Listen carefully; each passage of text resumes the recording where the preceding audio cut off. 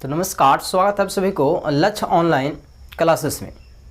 आज की क्लास में हम लोग देखने वाले हैं एनसीईआरटी मैथ प्रश्न चैप्टर नंबर 4.2 का, ठीक है, प्रश्न संख्या 1 का 3 है ना। इससे पहले वाले जितने भी प्रश्न हैं, यानी कि पिछला प्रश्न जो भी है उसका हम लोग बना लिए हैं।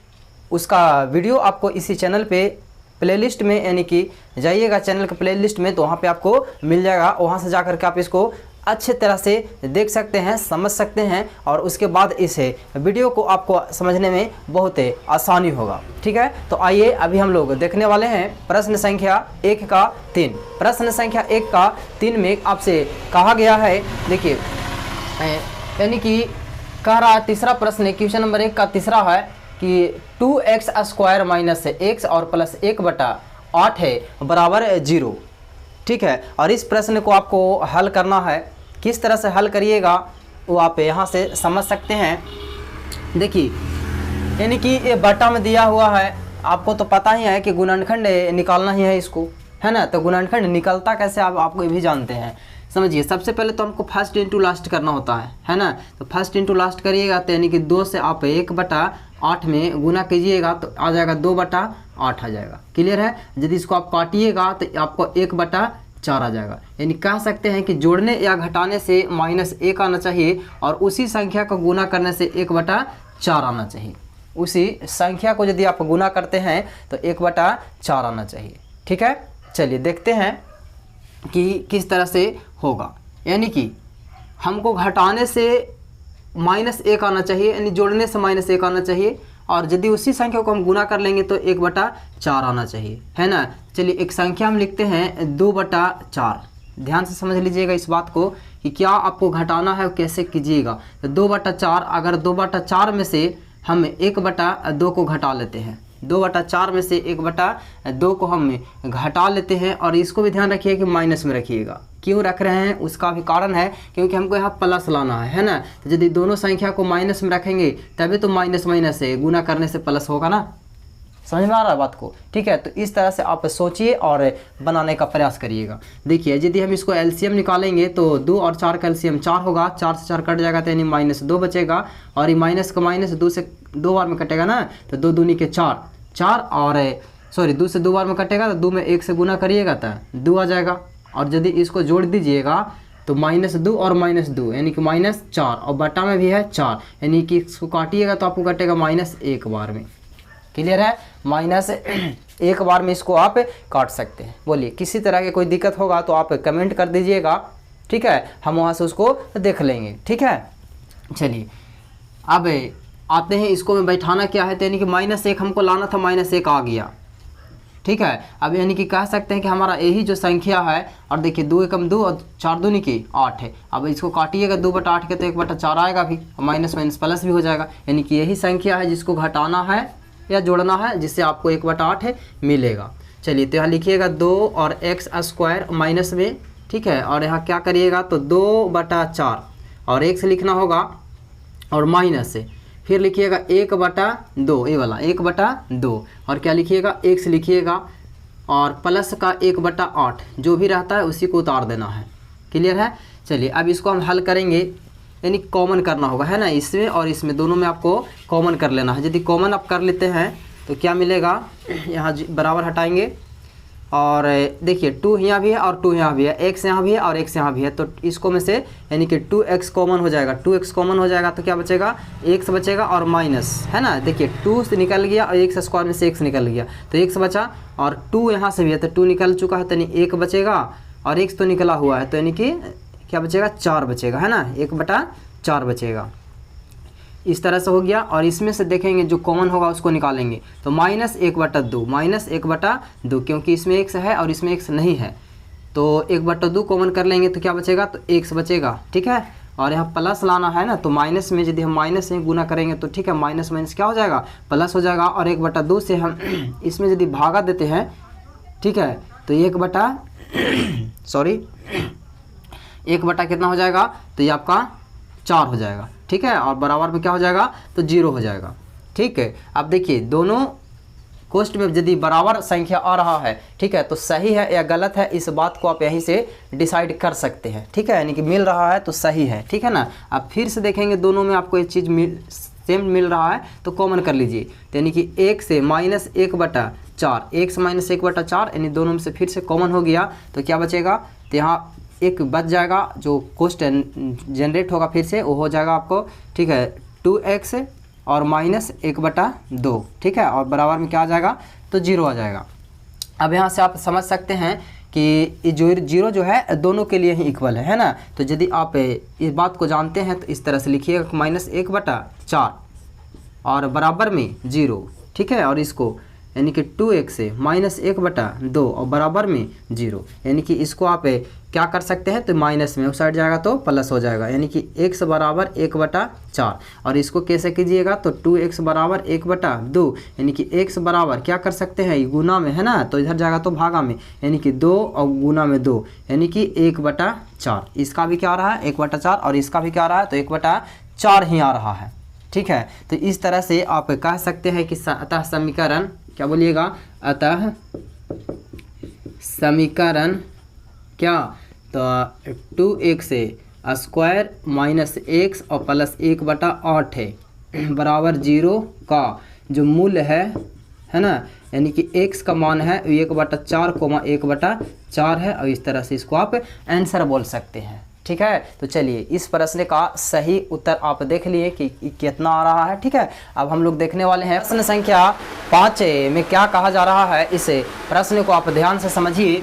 कह रहा है कि 100x स्क्वायर -20x प्लस 1 और बराबर में है 0, और इस प्रश्न का आपको हल करना है ना। तो यदि आप इस प्रश्न को हल करिएगा, यानी वही नियम लगाना है कि फर्स्ट इनटू लास्ट। तो चलिए समझिएगा, सबसे पहले इसे इसमें आपको क्या कर लेना है, तो गुना कर लेना। यदि आप गुना कर लेते हैं इसे इसमें, तो कितना आ जाएगा, यहाँ 100 आ जाएगा, यानी कितना आएगा जी, तो 1 गुने 100 बराबर क्या, तो 100। अब 100 में हमें इसको तोड़ेंगे, ऐसा तोड़ देना है कि जोड़ने या घटाने से माइनस का 20 मिल जाए, और उसी संख्या को गुना करने से कितना मिल जाए, तो 100 मिल जाए। तो सब जानते हैं कि 10 में यदि हम 10 से गुना कर देते हैं, 10 में यदि 10 से गुना कर देंगे तो 100 मिल जाएगा, है ना। और प्लस में लाना है, यानी कि दोनों संख्या को आप माइनस में रखिएगा, तो माइनस और माइनस जोड़िएगा तो माइनस का 20 भी मिल जाएगा, है ना। तो संख्या -10, -10 हो जाएगा।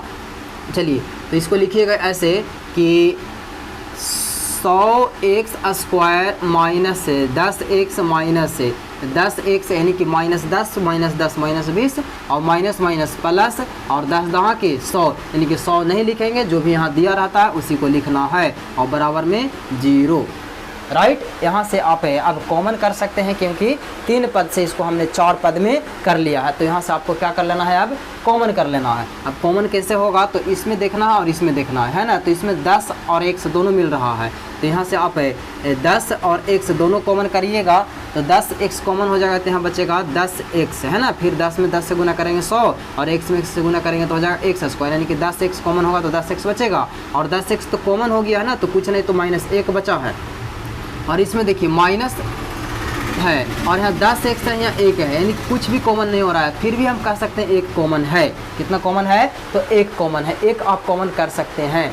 चलिए 1 कॉमन कर लीजिएगा तो क्या बचेगा, तो बचेगा 10x से, और देखिए प्लस लाना है, यानी कि माइनस में आप माइनस से गुना कीजिएगा तभी तो आएगा प्लस से, तो माइनस और 1 लिख दीजिएगा, बराबर में हो जाएगा 0। अब इस तरह से देख सकते हैं, फिर से ये और ये दोनों में कॉमन मिल रहा है ना। तो यदि कॉमन सेम है, अंक सेम है, तो कॉमन कर सकते हैं ना। तो 10x -1 कॉमन कर लिए दोनों में से, तो क्या बचेगा ये वाला, तो 10x बचेगा, और यहाँ क्या बचेगा, -1 बचेगा, और बराबर में क्या हो जाएगा, तो 0 हो जाएगा, बराबर में 0 हो जाएगा। और यहाँ से आप अब जो 10x से -1 है, और इसके बराबर में 0 कर देना है ना, यानी कि समीकरण बराबर ही 0 दिया है, तो जो भी आएगा उसके बराबर 0 हो जाएगा, यानी कि 10x -1 बराबर 0, राइट। दोनों में सेम ही आ गया है। अब देखिए इसको कैसे करेंगे, तो 10x से बराबर 1 होगा, यानी कि x बराबर 1/10 होगा। इसको भी उसी तरह से करेंगे, 1 से बराबर 1/10 होगा, ठीक है।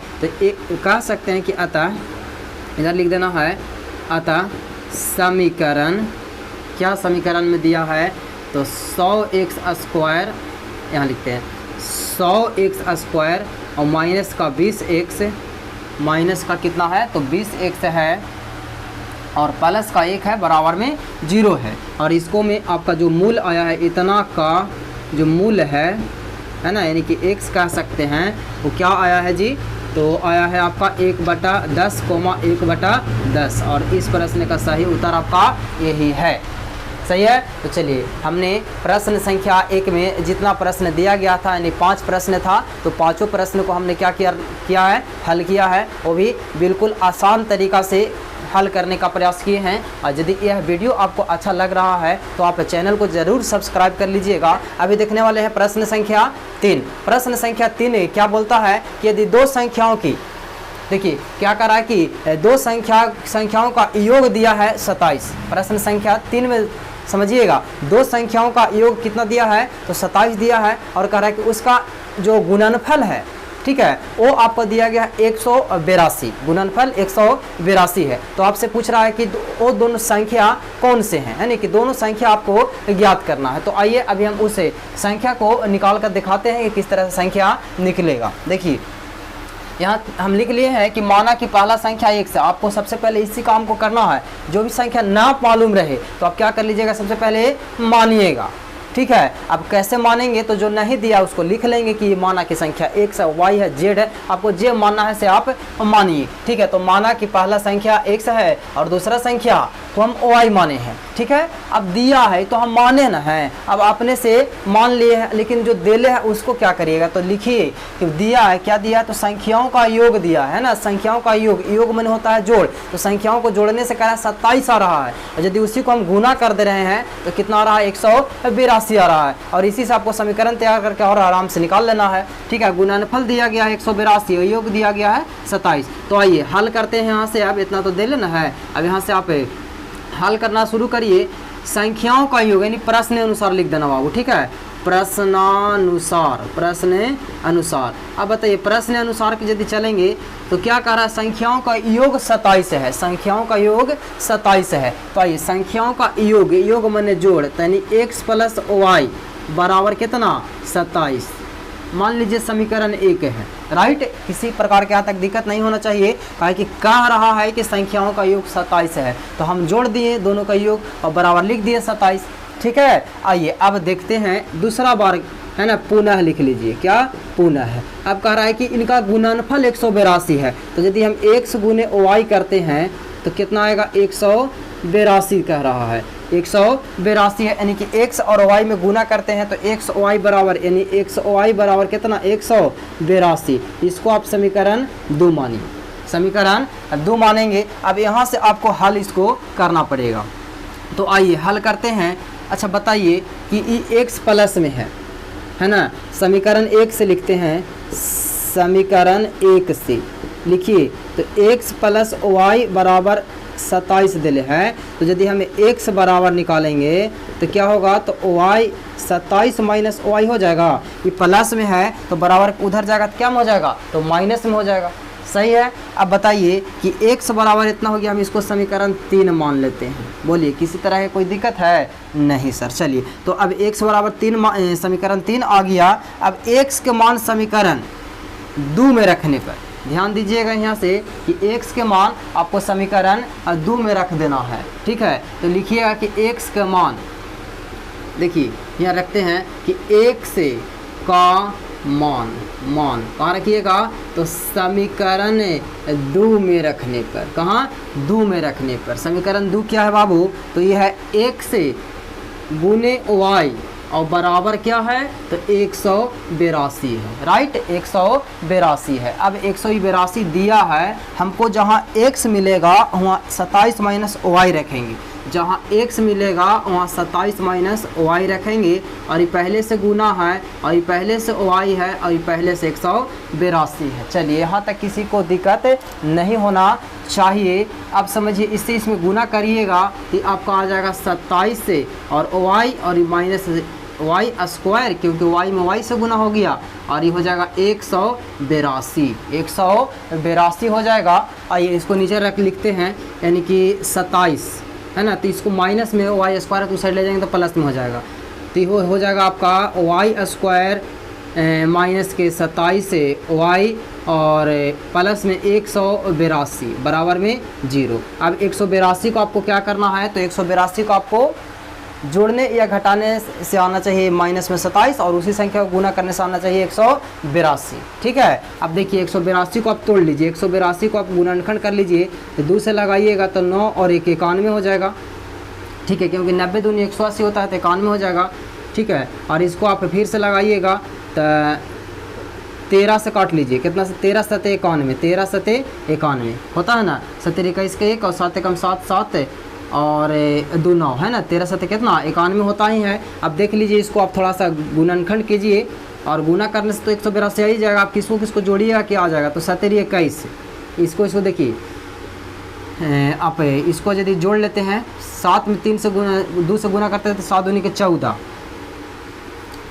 है, और इसको आप 13 तो 14 प्लस 13 4 3 7 और 2 हो जाएगा। यानी कि इसको ऐसे भी कर सकते हैं, या 13 दूनी के 26, 13 दूनी के 26, 13 दूनी के 26 होता है। 26 में आप 7 जोड़ दीजिएगा। ठीक है, तो 26 और 7 कितना हो जाएगा, ये तो ज़्यादा हो जाएगा ना, इसी को करिए 13 और 14, 7 दूनी के 14 और 13, यानी कि 13 गुने 14 गुना कर लीजिएगा तो आपका 182 आ जाएगा। और 13 गुणे 14 और इसको गुना कर लीजिएगा तो कितना आ जाएगा, 182 आ जाएगा। और 13 और 14 को आप यदि जोड़ देते हैं, 13 प्लस 14 कर देते हैं तो ये आपका 27 भी आ जाएगा, है ना। और माइनस दोनों को कर दीजिएगा तो माइनस माइनस ही माइनस भी हो जाएगा, यानी कि 13 और 14 कर लीजिएगा। ठीक है, 13 और 14। अब देखिए वाई स्क्वायर मानिए यह 13 हो वाई और माइनस में 14 हो वाई और प्लस में कितना है 182 और बराबर में क्या आ जाएगा, तो 0 आ जाएगा। ठीक है, अब देखिए यहाँ से आप कॉमन कीजिए, कॉमन में क्या आ जाएगा, तो y और y, यानी कि y को आप कॉमन कर लीजिएगा तो बचेगा y और माइनस के 13 है। ठीक है, और इसको देखिए y माइनस के 13 आ जाएगा। और यदि आप इसको देखते हैं, यहाँ से देख लीजिएगा ना, माइनस से, ठीक है 27 से, ठीक है y इसको, चलो ठीक है। अब देखिए यहाँ से आप कॉमन कीजिएगा तो 14 आपको मिलेगा, कॉमन क्या मिलेगा, तो 14 मिलेगा, माइनस 14 है तो y से आप कॉमन 14 निकाले हैं तो y बच गया, और तो माइनस से इसमें भागा दे रहे तो माइनस लिखिएगा तो माइनस माइनस प्लस है, और 14 से काटता है 13 बार में। ठीक है, अब देखिए y माइनस से 14 बारी बारी वाला एगो में लिख लीजिए और इसको कॉमन कर लिए हैं तो एक बच गया आपको y माइनस 13। ठीक ना, अब बराबर में क्या हो जाएगा 0, तो y माइनस 14 बराबर 0, यानी कि y बराबर 14 है। और इधर कीजिएगा तो y माइनस 13 बराबर 0, यानी y बराबर 13। इस स्थिति में आपको बड़ा वाला वैल्यू को मान को आपको मानना है, तो बड़ा वाला वैल्यू 14 है तो 14 को लेकर चलेंगे। अब देखिए माना गया था, थोड़ा सा और समझिएगा, आपको क्या यहाँ देखे थे कि पहला संख्या x और दूसरा संख्या y, यानी कि x और y के आपको मान निकालना है, तो दूसरा संख्या y के मान निकल गया है। अब y के मान समीकरण यदि हम 3 में रख देंगे तो x का मान निकल जाएगा।